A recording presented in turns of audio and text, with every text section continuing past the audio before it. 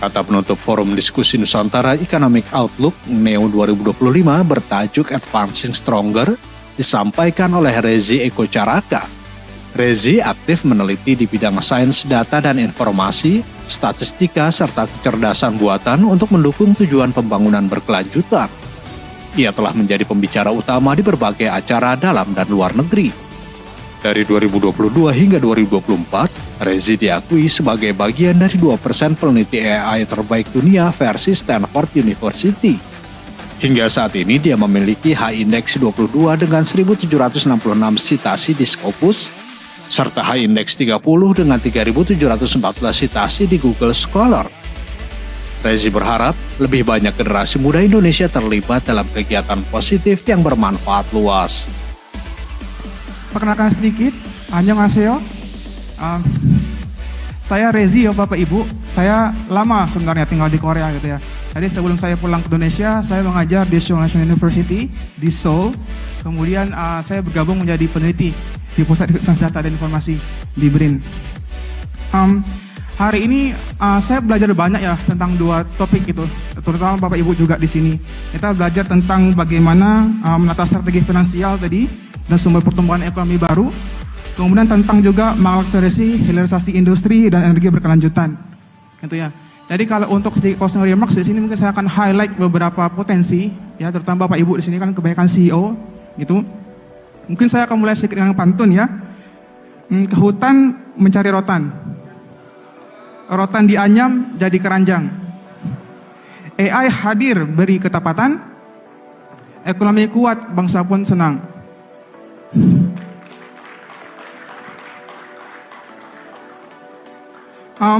Mungkin kalau di paper saya ya, jadi kalau untuk perkembangan AI itu sendiri sejauh ini itu ada 4 regulasi yang menjadi highlightnya adalah yang pertama tentang surat edaran Kementerian Komunikasi nomor 9 tahun 2023, jadi menetapkan prinsip-prinsip dasar etika dan juga penggunaan AI. Kemudian juga ada panduan kode etik oleh AI dari OJK, jadi bertujuan untuk menjaga integritas, transparansi, dan keadilan dalam penggunaan AI di sektor keuangan, termasuk dalam layanan fintech dan juga perbankan. Kemudian juga ada peraturan Dewan Pers, ini yang baru-baru saja ya, di 2025 ini. Jadi tentu itu mengatur penggunaan AI dalam industri jurnalistik gitu ya, terutama kalau Bapak Ibu di media ketika nanti mengenerate mungkin foto gitu ya, atau sekadar media yang lainnya. Jadi tentu ada prinsip-prinsip yang harus kita taati gitu ya, ada etikanya di sana, seperti akurasi, independensi, dan juga keberimbangan beritanya gitu ya. Terutama yang sedang kita pakemkan sejauh ini adalah juga tentang rencana regulasi khusus AI ya dari Kementerian Komunikasi dan Kominfo 2025 yang akan menjadi langkah lebih lanjut gitu ya dalam mengatur beberapa aspek mengenai AI di berbagai sektor termasuk industri, kesehatan, dan juga administrasi pemerintahan. Jadi harapannya adalah regulasi AI ini menunjukkan bahwa AI bukan sekedar lagi inovasi dan juga teknologi. Dan juga kita di sini tentu ingin memaksimalkan sebuah benefit dan juga risiko yang harus kita minimalkan. Dan juga kalau untuk tentang perkembangan AI sendiri yang menjadi harapan penting adalah hadirnya LLM ya Bapak Ibu ya. LLM itu adalah large language model seperti yang Bapak Ibu sering gunakan seperti ChatGPT gitu ya, ataupun Gemini. Nah, potensi di Indonesia sekarang ini adalah itu perlu kita kembangkan, perlu kita investasikan. Jadi kalau Bapak Ibu ketahui juga anggaran penelitian sekarang juga banyak diefisiensi. Saya juga sebagai peneliti dituntut untuk kreatif gitu ya. Jadi saya sendiri mencoba misalnya hibah dari luar negeri gitu ya, hibah dari industri.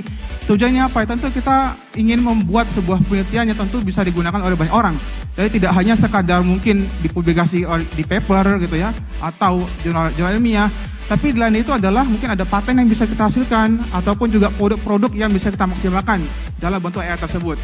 Dan juga yang bisa Bapak Ibu rasakan adalah di bangsa Indonesia ini mungkin kita juga banyak potensi bahasa gitu ya, bahasa daerah yang bisa dimasukkan oleh LLM.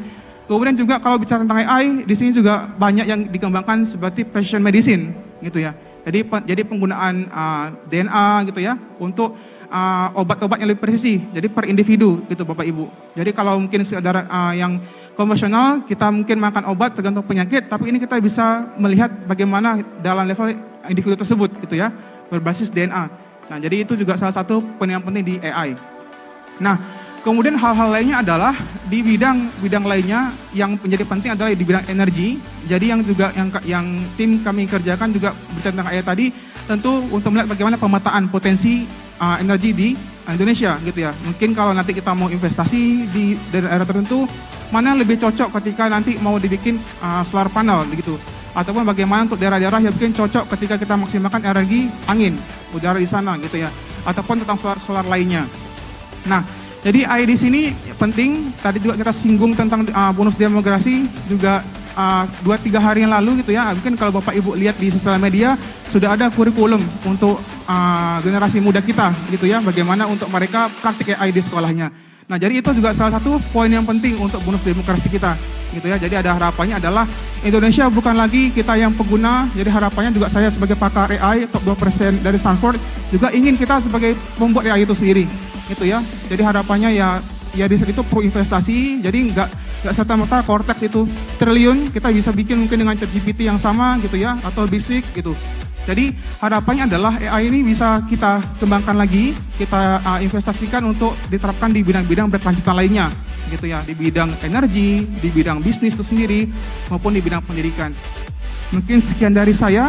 Yang jadi poin penting adalah yang namanya inovasi itu penting, tapi lebih penting adalah etika gitu ya. AI itu yang menjadi dasarnya dan perkembangannya adalah etikanya penggunaannya begitu. Pantun penutup dari saya adalah data tersusun dalam barisan, dianalisis dengan cermat dan teliti, AI maju dengan kecepatan, namun etika tetap yang utama di hati. Oke, sekian dari saya. Assalamualaikum warahmatullahi wabarakatuh. NTV melaporkan.